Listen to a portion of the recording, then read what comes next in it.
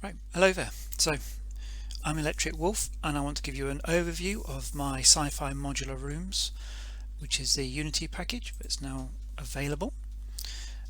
Once you've installed the Sci-Fi Modular Rooms onto your project, this is an empty scene and I'm just going to show you how the room system works.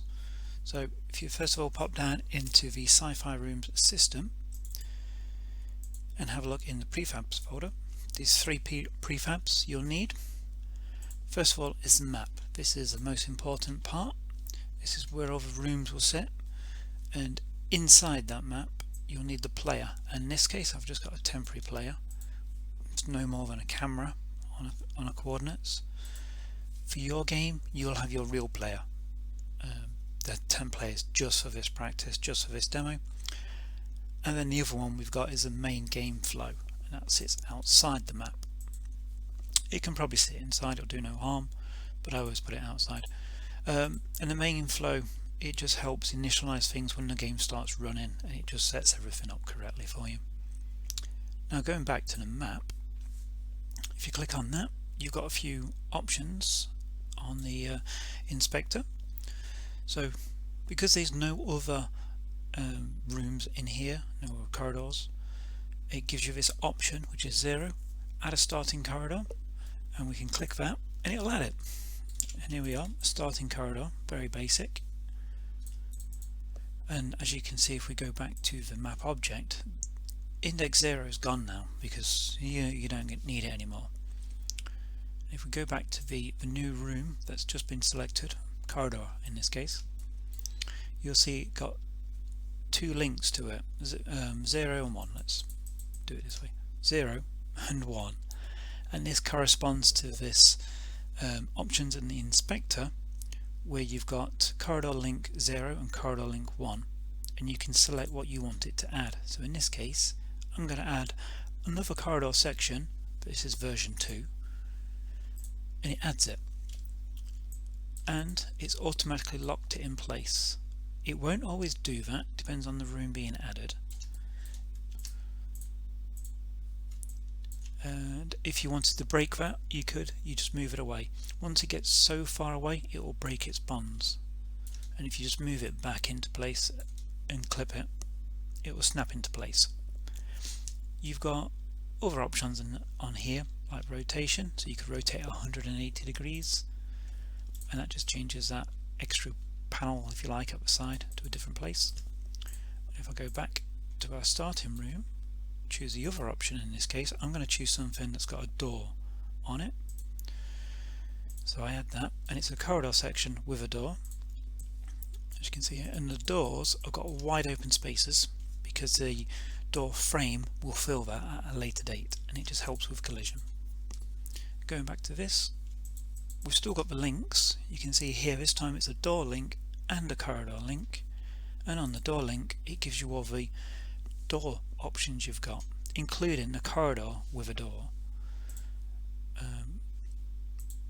So if we look at the list of corridors, these are all corridor sections, some with doors, that's what the D's are, some without, and then here this is all the ones that have got doors on them.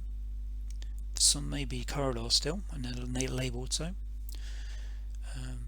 And they're broken down into small little sections, so you've got small rooms, square rooms, long rooms, walkways, slopes, connecting rooms, and others. I didn't know what to call them, so it's others. I'm going to just put in a walkway that's pointing to the left and place that in. And here is a good example. It's just placed it in. It doesn't know which way to orientate it, so it hasn't. It's that simple. If I just go to overhead view and I rotate it by 90 degrees, it's the wrong way, so let's 180, that's better. If I try and move that, you'll see it's locking in place when it gets close, and that's done. If we go back and select the door option, and this time I'm going to walkway right, and it's managed to work it out this time.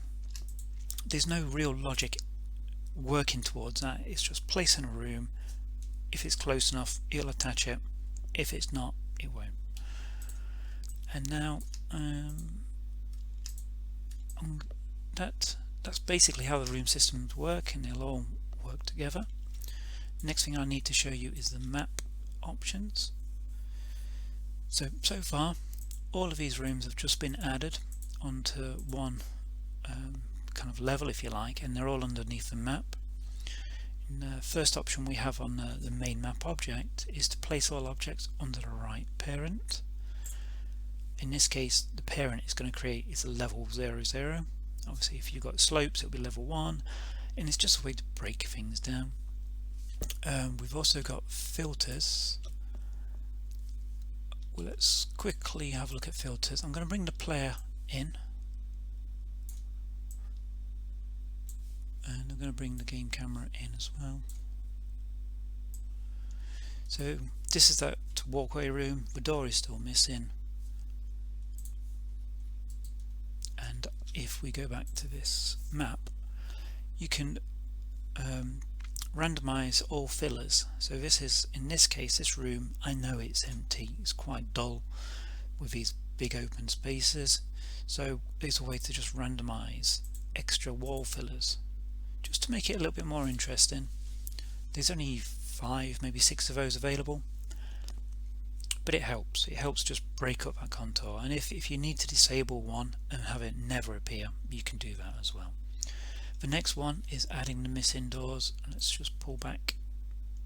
So we pull back to the corridor, you can see the hole where the door needs to be, and clicking the add missing doors and effects adds the door. It also adds these lights, they also automatically face the player, so it's like a kind of flare on the light. The next thing to do would be to generate lighting for this environment. I'm going to do that in a minute, but first of all, talking about the doors, if I go back to the map, just zoom in a little bit, at the end of these 2 walkways it's added the 2 doors. One's got a green light on it and one hasn't got any lights on it.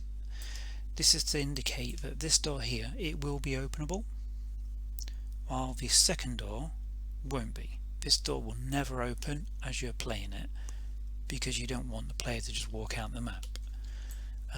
It's just a simple rule. And if I now bake this, hopefully it won't take too long. So you've got choices on baking. You can just generate the lighting from here, or you can use the standard generate lighting that you normally have.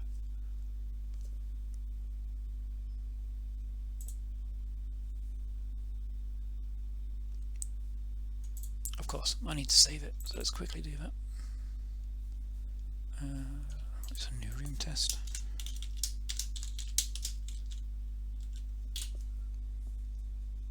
And there you go, started baking.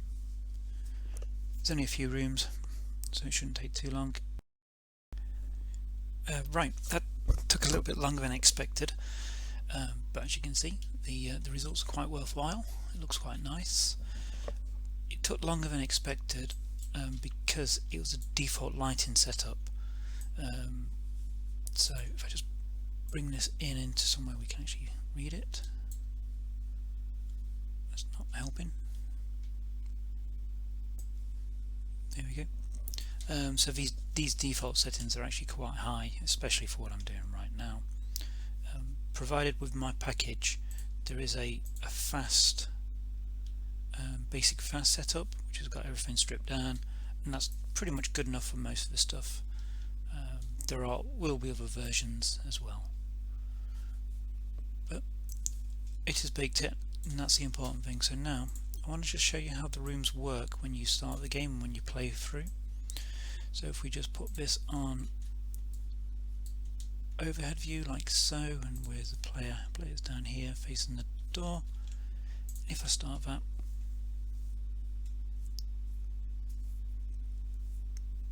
it's just setting it up. So straight away, once it gets running, these 2 walkway sections will disappear because they're behind a locked door. We can't see them, so why waste time trying to render them? And as you can see, we can move as much as we like. This is my temporary player, it's not ideal. As we move towards the door, is automatically set to open, and as it does you can see that room pops in before the door opens, so there's no glitching as you would expect, and as we move back it closes, the room disappears.